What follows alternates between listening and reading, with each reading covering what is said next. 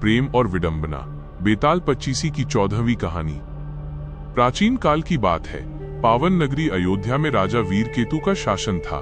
उनका राज्य सुखी और समृद्ध था। उसी नगर में रत्नदत्त नाम का एक अत्यंत धनवान साहूकार रहता था। उसकी एक कन्या थी जिसका नाम रत्नवती था। रत्नवती रूप और गुणों की खान थी, परंतु उसका स्वभाव बड़ा विचित्र था। वह पुरुषों से घृणा करती थी और स्वयं भी पुरुषों का वेश धारण करके रहती थी। जब भी उसके पिता विवाह की चर्चा करते, वो साफ इनकार कर देती और कहती, मैं आजीवन कुंवारी रहूंगी, पर किसी पुरुष के बंधन में नहीं बंधूंगी। साहूकार अपनी बेटी की इस हट से अत्यंत दुखी रहता था। चोर का आतंक और राजा की गश्त। उन्हीं दिनों अयोध्या नगरी में चोरियों का सिलसिला शुरू हो गया। चोर इतना चालाक था कि रक्षकों की आंखों में धूल झोंककर रफू चक्कर हो जाता। प्रजा त्राही त्राही कर उठी। जब नगर रक्षक चोर को पकड़ने में असमर्थ हो गए तो राजा वीरकेतु ने स्वयं यह बीड़ा उठाया। एक रात राजा साधारण वेशभूषा धारण कर कमर में तलवार बांधकर नगर की गश्त पर निकले। परकोटे के पास अंधेरे में उन्हें एक व्यक्ति दीवार फांदते हुए दिखाई दिया। राजा समझ गए कि यही वो चोर है। वे चुपचाप बिल्ली जैसी दबे पांवों से उसके पीछे हो लिए। चोर ने आहट पाकर पीछे मुड़कर देखा और पूछा, कौन हो तुम? राजा ने निडर होकर कहा, मैं भी तुम्हारे जैसा ही एक निशाचर, रात में घूमने वाला हूं। चोर को लगा कि ये कोई दूसरा चोर है। वो प्रसन्न होकर बोला, तब तो तुम मेरे मित्र हुए। आओ, आज मेरे घर चलो, आज की रात वहीं विश्राम करेंगे। चोर की मेहमानबाजी और दासी की चेतावनी। राजा चोर के साथ उसके गुप्त ठिकाने पर पहुंचे।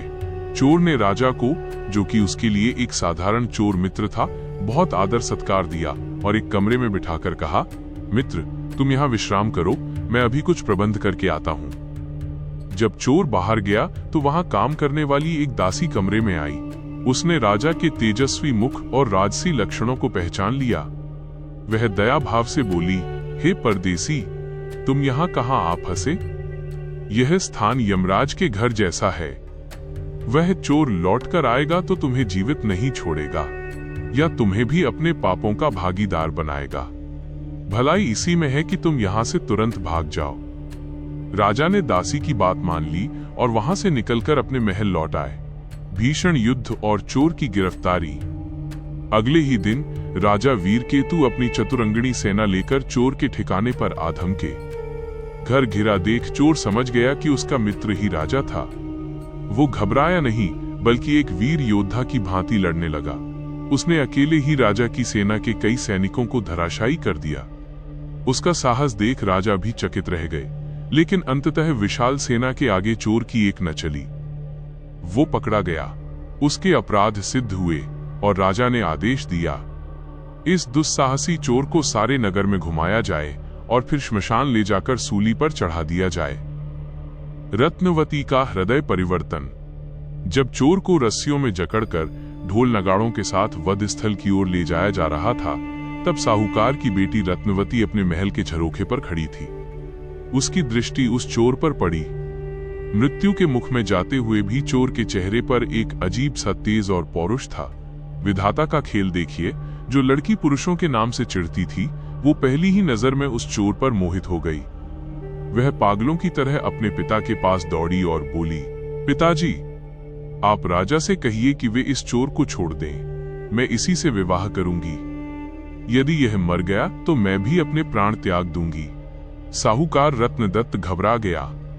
वह दौड़कर राजा के पास गया और गिड़गिड़ाते हुए बोला, महाराज, मेरी बेटी हठ पकड़ बैठी है। वह इस चोर से विवाह करना चाहती है। आप मेरे प्राण ले लें, मेरी सारी संपत्ति ले लें, पर इस चोर को जीवन दान दे दें। राजा वीरकेतु न्यायप्रिय थे। उन्होंने कहा, साहूकार, तुम्हारी बेटी का मतिभ्रम है। यह एक अपराधी है जिसने प्रजा को बहुत कष्ट दिया है। इसे छोड़ा नहीं जा सकता। चोर का रोना और हंसना। राजा का आदेश अटल था। चोर को सूली के पास लाया गया। मृत्यु को सामने देख चोर की आंखों से आंसुओं की धारा बह निकली। वो फूट फूट कर रोया।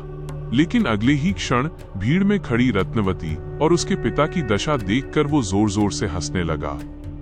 इसके बाद उसे सूली पर लटका दिया गया और उसके प्राण पखेरु उड़ गए। सती, रत्नवती और देवी का वरदान। चोर की मृत्यु का समाचार सुनकर रत्नवती वधस्थल पर आ गई। उसने स्नान किया और चोर के शव को गोद में लेकर चिता पर बैठ गई। वो सती होने को तैयार थी। जैसे ही अग्नि प्रज्वलित होने को थी, उसकी अटूट पति भक्ति और प्रेम देखकर आकाश से देवी अंबिका प्रकट हुई। देवी ने कहा, बेटी, मैं तेरे साहस और निष्ठा से प्रसन्न हूं, वर मांग। रत्नवती ने हाथ जोड़कर कहा, माँ, मेरे पिता के कोई पुत्र नहीं है। यदि आप प्रसन्न हैं, तो मेरे पिता को 100 पुत्र होने का वरदान दीजिए। देवी ने कहा, तथास्तु, ऐसा ही होगा। अब अपने लिए कुछ मांग। रत्नवती ने आंखों में आंसू भरकर कहा, माँ, यदि आप मुझ पर वास्तव में प्रसन्न हैं, तो मेरे पति को जीवित कर दीजिए। देवी ने अमृत छिड़ककर चोर को जीवित कर दिया। चोर सोकर उठने वाले की तरह उठ बैठा। यह चमत्कार देखकर राजा और प्रजा नतमस्तक हो गई। राजा वीर केतु ने चोर की वीरता और किस्मत को देखते हुए उसे अपनी सेना का सेनापति नियुक्त कर दिया और धूमधाम से रत्नवती का विवाह उसके साथ करवा दिया। बेताल का प्रश्न।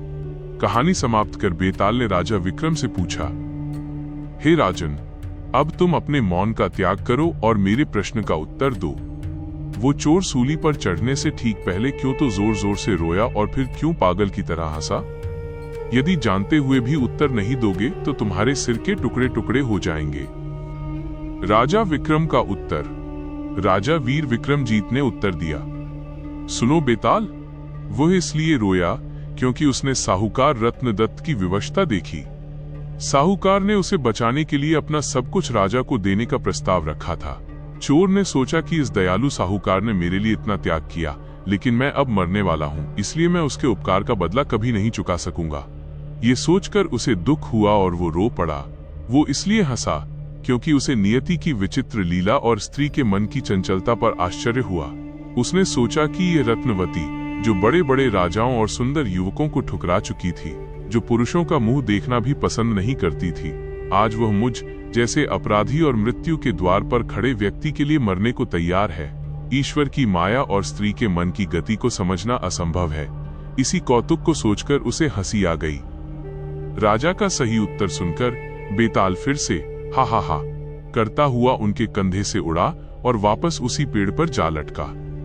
राजा विक्रम ने अपनी तलवार संभाली और पुनः बेताल को लाने के लिए पीछे पीछे चल दिए।